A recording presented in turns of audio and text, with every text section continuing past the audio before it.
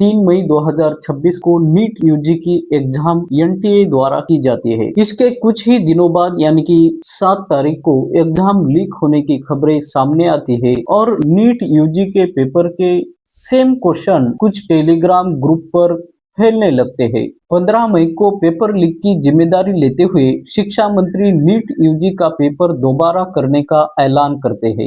इन्हीं सब घटनाओं के बीच सुप्रीम कोर्ट में सीनियर एडवोकेट डेजिग्नेशन के लिए भारत के मुख्य न्यायाधीश के सामने एक केस की सुनवाई चल रही थी। इसी केस में सुप्रीम कोर्ट के मुख्य न्यायाधीश कुछ युवाओं को कॉकरोच कहकर संबोधित करते हैं। इसी शब्द को लेकर अमेरिका के बोस्टन में बैठा भारतीय मूल का अभिजीत दिपके नाम का एक लड़का सोशल मीडिया पर कॉकरोच जनता पार्टी नाम का एक पेज सटायर के तौर पर शुरू करता है और कुछ ही दिनों में इसको फॉलो करने वाले लोगों की संख्या भारत की सबसे बड़ी राजनीतिक पार्टी बीजेपी से कई ज्यादा बढ़ जाती है। हालांकि सुप्रीम कोर्ट के मुख्य न्यायाधीश स्पष्टीकरण देते हुए कहते हैं कि मैंने कॉकरोच शब्द का प्रयोग सिर्फ उन लोगों के लिए किया था जो फर्जी डिग्री लेकर लॉ के फील्ड में एंट्री ले चुके हैं। लेकिन जब तक सुप्रीम कोर्ट के मुख्य न्यायाधीश का ये स्पष्टीकरण आता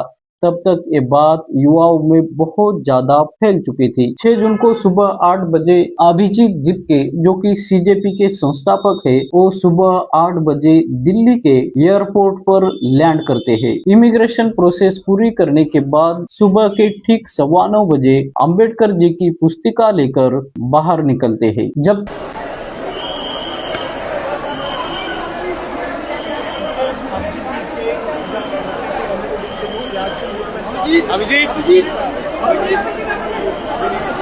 तक अभिजीत दिपके बाहर निकलते हैं तब तक सीजेपी के स्पोक्सपर्सन सौरव दास को पार्लियामेंट्री स्ट्रीट पुलिस स्टेशन से जंतर मंतर पर प्रोटेस्ट करने की अनुमति पुलिस द्वारा दी जाती है। कुछ इस तरह सोशल मीडिया पर एक मीम्स की तरह शुरू हुआ ये आंदोलन जंतर मंतर की जमीन पर 6 तारीख को दस्तक देता है।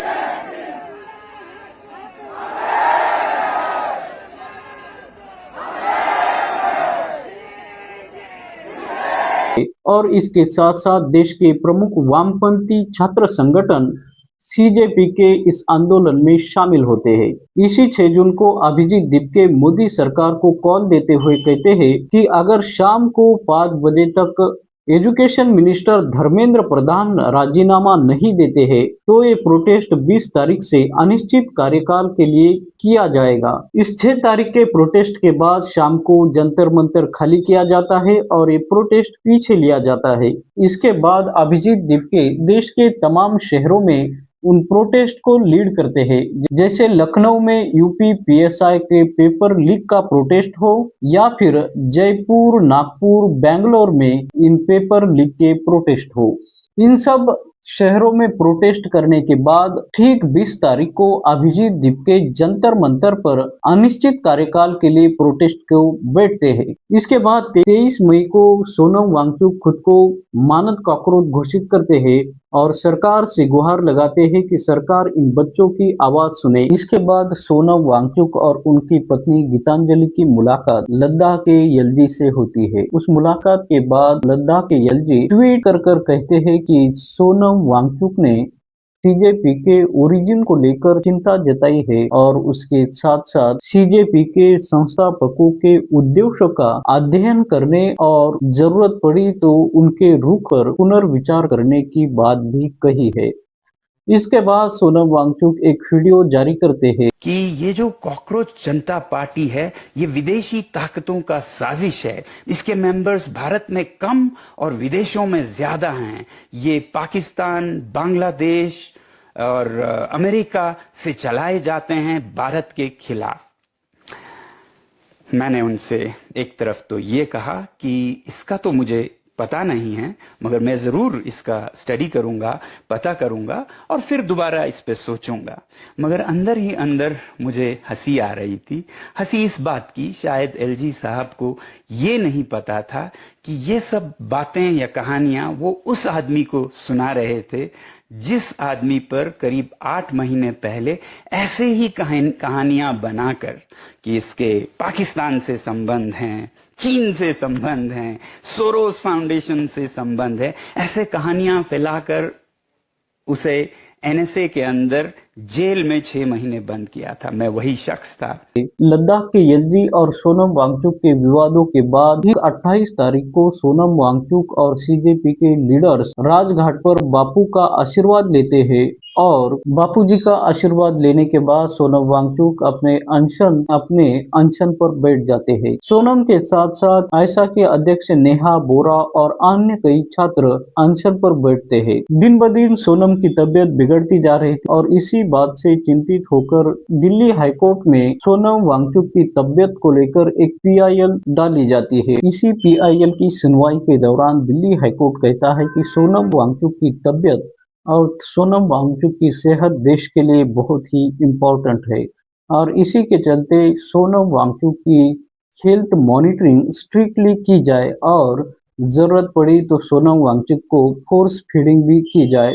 20 जुलाई को मानसून सत्र की शुरुआत होने वाली थी, लेकिन और ठीक इस 20 तारीख को सीजेपी ने संसद मार्च का ऐलान किया था, लेकिन इसके ठीक 2 दिन पहले यानी कि 18 जुलाई को दिल्ली पुलिस डॉक्टरों के भेष में आकर सफेद चादरों के बीच में सोनम वांगचुक को जबरन उठाकर सफदरजंग अस्पताल ले जाती है।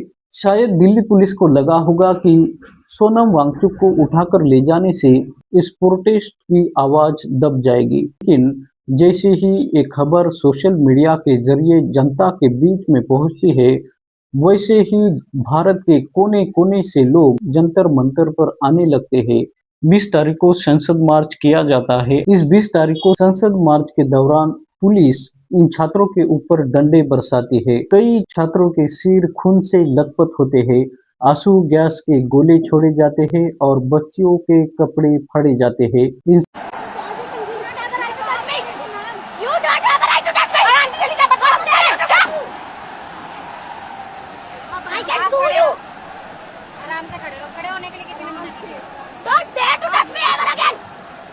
आप लड़कियों के कपड़े क्यों फाड़ेंगे? मैडम हम कपड़े क्यों फाड़ेंगे? हमने कहा आराम से चले जाओ, आप आराम से चले जाओ। आपका प्रोटेस्ट करने का तरीका आपका नहीं है, ठीक है। 70% वीडियो बनाने वाले हैं, बकवास कर रहे हैं सब। ये देखिए आपके भी बच्चे पढ़ते होंगे। सारी बर्बरता को देखकर अभिजीत दीप्ते इस प्रोटेस्ट को आगे बढ़ाने की बजाय इसे दोबारा जंतर मंतर पर ले जाते हैं और इसी 20 तारीख को कांग्रेस अध्यक्ष मल्लिकार्जुन खड़गे का जन्मदिन था और इसी जन्मदिन के मौके पर कांग्रेस के लगभग सारे सांसद मल्लिकार्जुन खड़गे के बंगले पर मौजूद थे। इसी बर्बरता को देखकर कांग्रेस अध्यक्ष मल्लिकार्जुन खड़गे और कांग्रेस के सांसद पंतप्रधान नरेंद्र मोदी के घर के बाहर बैठ जाते हैं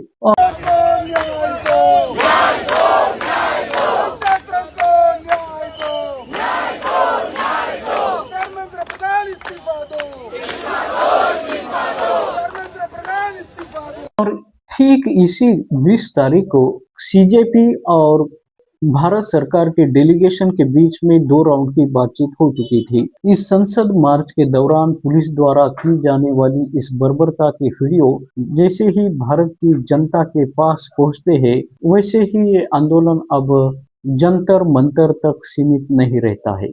ये आंदोलन अब भारत के हर बड़े शहर से लेकर जिले जिले तक फैलने लगता है। भारत के हर बड़े शहर महानगरों में ये आंदोलन किए जाते हैं। तो दूसरी तरफ जनता सड़कों के ऊपर थी और दूसरी तरफ भारत की तमाम विपक्षी पार्टियां जब तक एजुकेशन मिनिस्टर धर्मेंद्र प्रधान इस्तीफा नहीं देते हैं तब तक संसद में चर्चा करने से इनकार कर देती है। और इन सब घटनाओं के बीच सीजेपी और भारत सरकार के डेलीगेशन, जिसमें जेपी नड्डा शामिल थे, उन डेलीगेशन के बीच तीसरे राउंड की बातचीत होनी थी। इस तीसरे राउंड के बातचीत के पहले ही भारत सरकार के एजुकेशन मिनिस्टर धर्मेंद्र प्रधान अपना इस्तीफा सरकार को सौंप देते हैं और भारत सरकार का डेलीगेशन कहता है कि और 2 मांगे भी मानी जाएगी और इसके साथ साथ ही इस प्रोटेस्ट को पीछे लिया जाता। हम लोगों ने बहुत साफ शब्दों में और राइटिंग में उनको बताया हमारे 3 मेन डिमांड्स।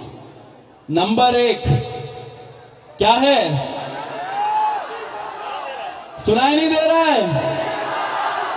धर्मेंद्र प्रधान इस्तीफा दो। तो नंबर 1 डिमांड जो नॉन नेगोशिएबल है कि या तो धर्मेंद्र प्रधान इस्तीफा दे या तो उनको मंत्रिमंडल से बर्खास्त करे सरकार।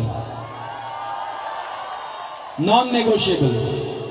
नंबर 2, 1 करोड़ का मुआवजा सारे फैमिलीज के लिए जिनके बच्चे इस नीट के ब्रोकन करप्ट एजुकेशन सिस्टम के वजह से आत्महत्या करके मर गए। 1 करोड़ का मुआवजा।